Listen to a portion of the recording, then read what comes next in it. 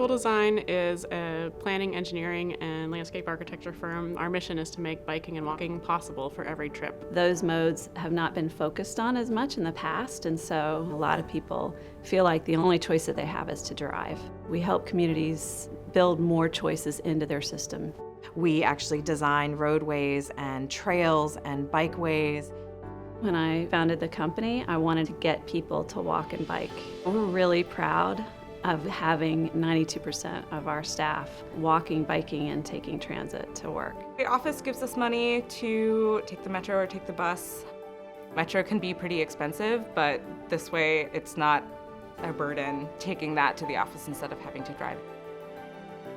I have a couple of staff on our DC planning team who either work remotely as their permanent situation or do that periodically. There have been days when it's been nice to be able to work from home, or turning work trips into additional vacation days, or being able to work from our different offices around the country has been really fun. In general, we're a very flexible company. There's everything that could support a bicycle commuter here. So we do have showers and changing rooms. We have lockers. There's a fantastic secure bike parking. There's also short-term bike parking outside if you're just popping by the office for 20 minutes before you head to a meeting somewhere else. I'm not someone that can bike comfortably in work clothes, so being able to change and have a space to store some stuff at work makes a big difference.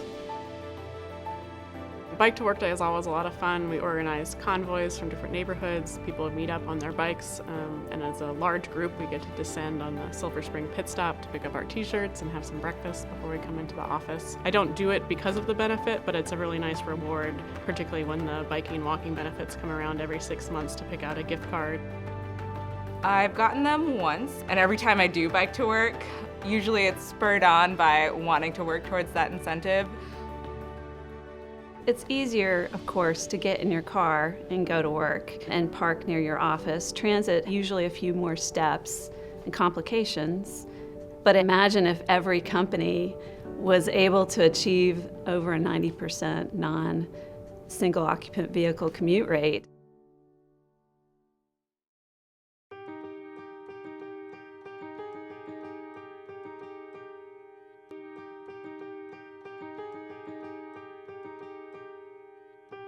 Washington Headquarters Service provides outstanding customer support to the tenants of the Pentagon.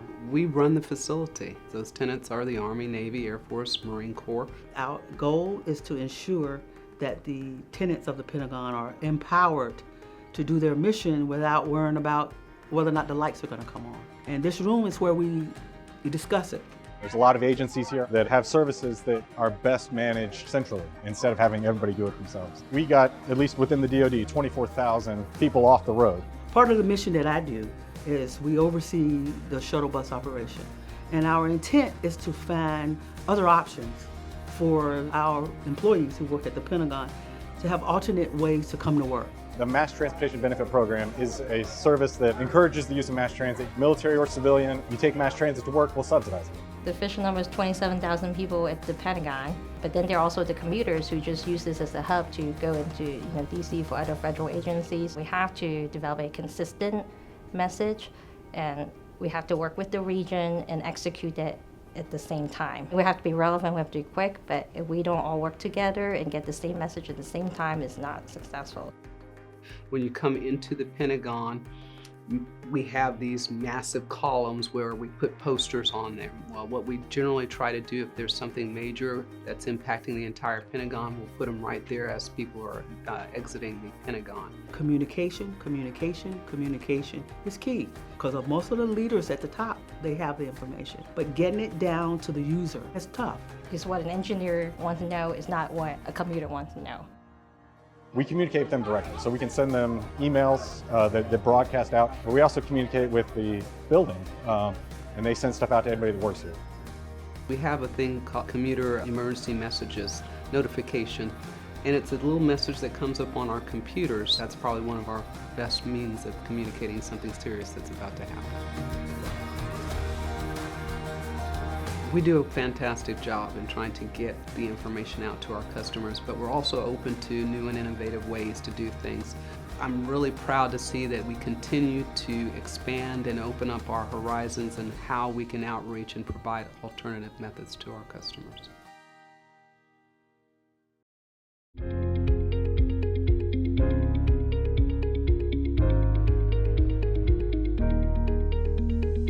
What AOPA does is make sure that pilots who fly general aviation can continue to fly without fear of regulation or costs, and that the interest in aviation continues to grow over time as new people come into the industry. Here at AOPA, we get the opportunity to put together a wonderful benefits package and share that with all of our employees to help attract new talent and to retain. We have 240 employees. AOPA, depending on the department, is very flexible in terms of understanding the importance of work-life balance. It allows us to keep them employed and take advantage of this specialized expertise that they have. We have teleworking, where you can work remotely, work from home a couple days a week. And we also have flexible schedules if you want to work a compressed work week or come in a little late and leave a little late. I know that if something were to happen and I may need to come in a little bit late, or the kids are sick that day, it makes it something that it's achievable. We do provide all the technology that people need to do their job successfully remotely.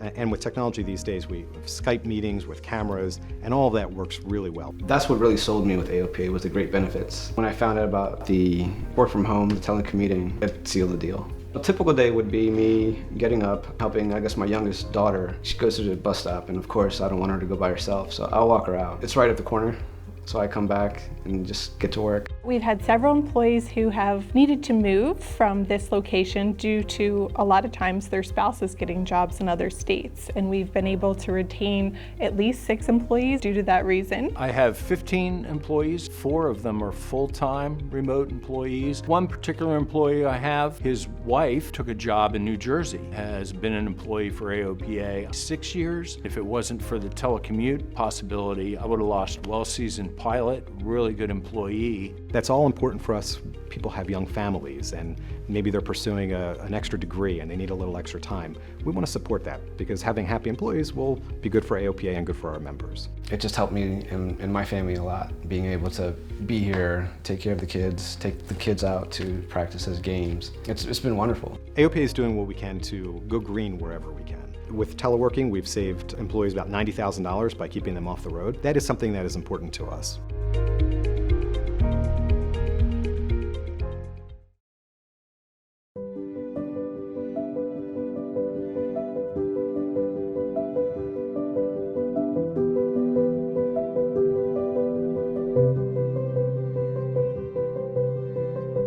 Here at ATP, we work with businesses and properties to help them implement and enhance commuter benefits. Everything we do here, and there are multiple programs, is to support creating a livable, walkable, great place for residents, visitors, and even the employers and employees here in Arlington County. It wasn't that long ago where transportation wasn't necessarily on the radar for businesses, but today it's crucial, it's integral, we can't get away from it. We do our best to make sure that the business community really understands and finds value in all the transportation options and amenities that are in Arlington County.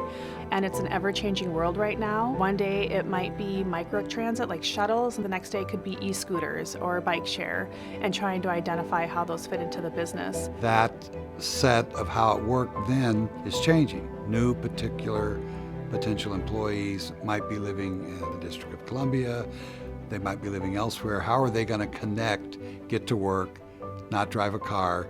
There's no one straight thing that works, so I try to customize my approach. Are they looking at implementing benefits?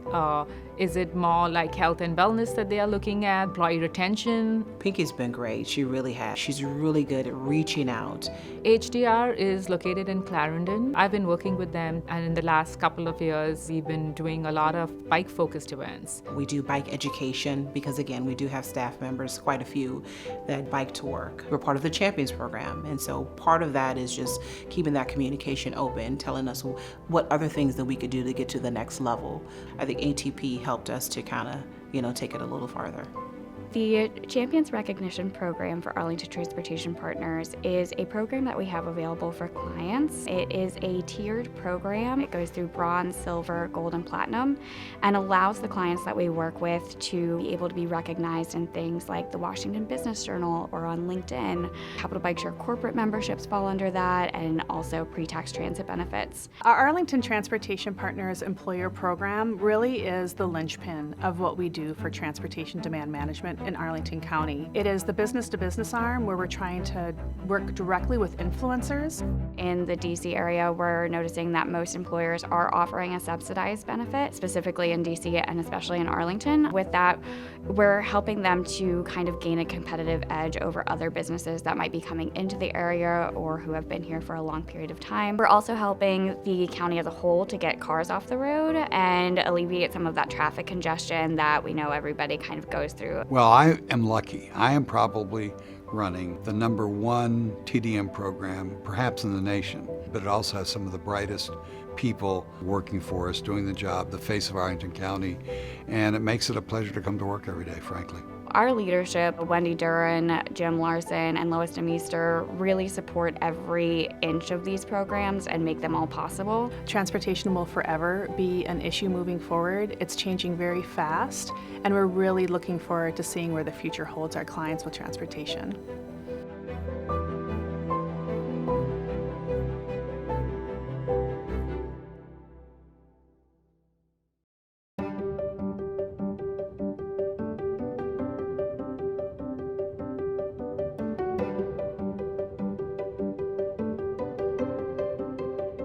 Anybody who works in this region knows that getting to and from work is a real struggle. Any way that we can go in and help ease that pain, that's why we're here. To me, the way that I explain it, data is like the eHarmony of transportation. We put passengers and drivers that live and work close by so they can start their commuting journey together. So the on-site rideshare program is on-site on a regular basis. We go to different properties during lunchtime. We provide direct assistance face-to-face in Spanish to low-income employees. So if they don't have a car to get to work, we help them to find a person that they can carpool with. From all this time, the on-site rideshare program has been in around 30 properties in the Dallas area. The people are really not willing to give up their cars. I need to go this place, so I need to drive. But in reality, there's other programs that actually help with that. We have a ride back guarantee.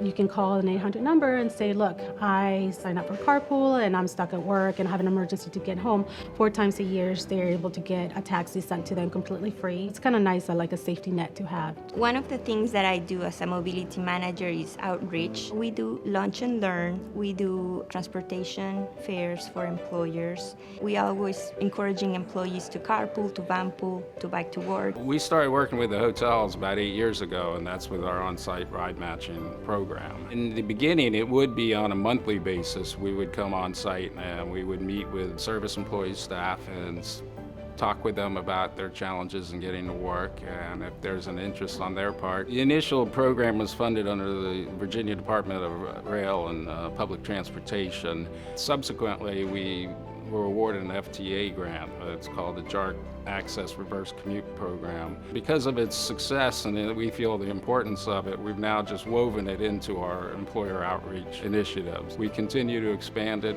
every year because of its success, really. So it's always a good day when we know that either Liz or Carla are coming in to spend a lunch hour with my team. I think that the depth of what they provide, getting them out in this area is difficult and it has so many challenges. So the fact that somebody cares enough to come in and share invaluable information, I'm happy that they're connected.